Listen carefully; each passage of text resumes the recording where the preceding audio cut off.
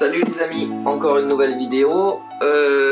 Aujourd'hui, enfin là tout de suite, on va faire un autre truc. C'est que j'ai aussi en attente le montage d'un petit drone 3 pouces pour le indoor, qui tout simplement est le dernier que j'ai reçu de Fred Dosh, toujours dans la série Vega, puisque tant qu'à faire, ça fonctionne bien, donc je continue.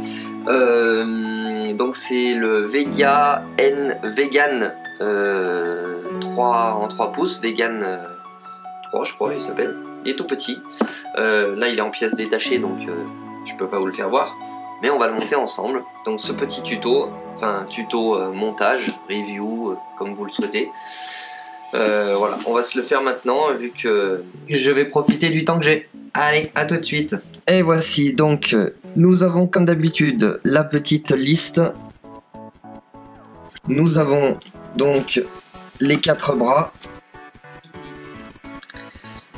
la partie inférieure, la partie supérieure, les 4 colonnettes qui servent à réunir le tout. Et après, bah, bien sûr, toute la visserie. On verra ensemble à quoi elle sert.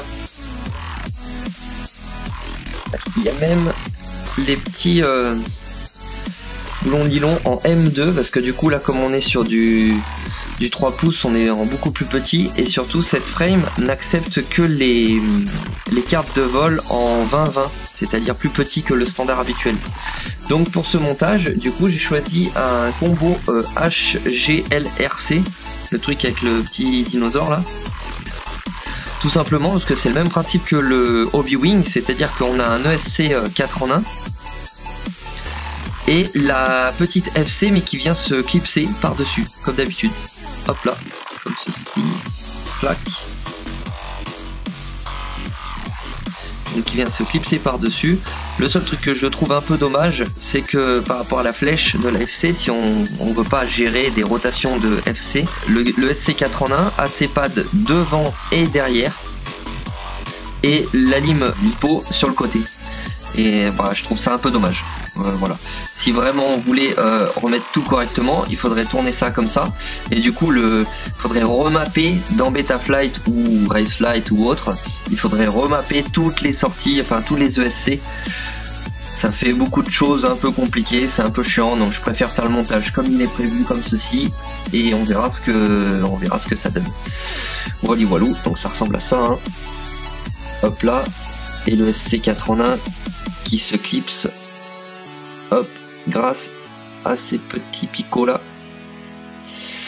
Voilà, voilà, on va voir tout ça ensemble. En plus là-dedans, donc je vais mettre les petits moteurs X-Nova, les fameux RM 1407 en 3500 kV. J'ai de la visserie en plus si besoin est.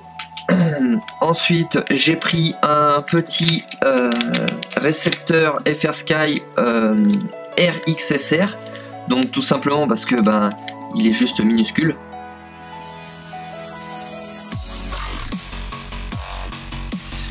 Voilà, donc il est tout petit, et surtout ben bon, il est déjà en EULBT, c'est la norme que j'ai mis moi sur mes radios. Et puis voilà quoi, donc ça a ce gros avantage. Donc comme d'habitude, hein, dans le pack vous avez le petit câble avec le connecteur pour faire la mise à jour, et vous avez le câble pour faire le montage de votre drone classique avec tout ce qu'il nous faut. On verra ça en détail un petit peu après. Et ensuite donc il y a la plaque du dessus, hein, du drone qui va tout au-dessus, sur lequel j'ai accroché, donc déjà je me suis un petit peu avancé, j'ai accroché un simple U classique que j'avais déjà commandé par rapport, parce qu'en fait le problème c'est que les Foxeer micro sont livrés sans support.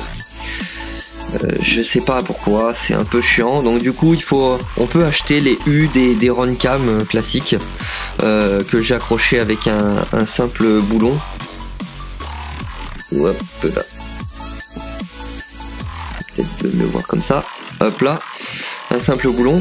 Et le souci c'est que dans cette frame là, comme elle a très peu de place, Au départ, le trou de fixation est ici décentré.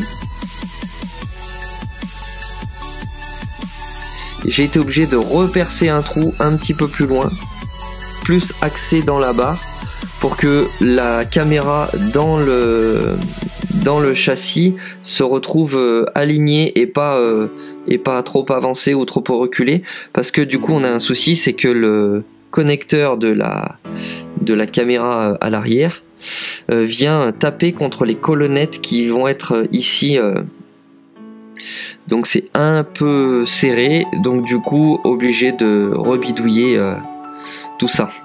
On verra ça par la suite lors du montage. Et pour l'émetteur vidéo, pareil, pour essayer de prendre le plus petit possible, j'ai pris le dernier Furious Steel Race. Hop là. Tac. Qui est encore plus petit que le Tramp. Voilà. Et qui a priori reste quand même quelque chose de super en termes de qualité. Et puis voilà. Donc nous on verra, on changera l'antenne pour mettre une petite antenne type intérieur, puisque vu que c'est un 3 pouces, voilà. Et je sais pas si on arrivera à caler cette petite puce Bluetooth. On va voir. On va voir au fur et à mesure du montage comment on va s'organiser.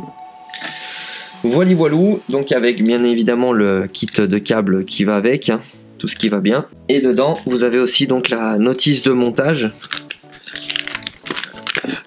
avec plein d'explications, tout ce qu'il nous faut, quoi.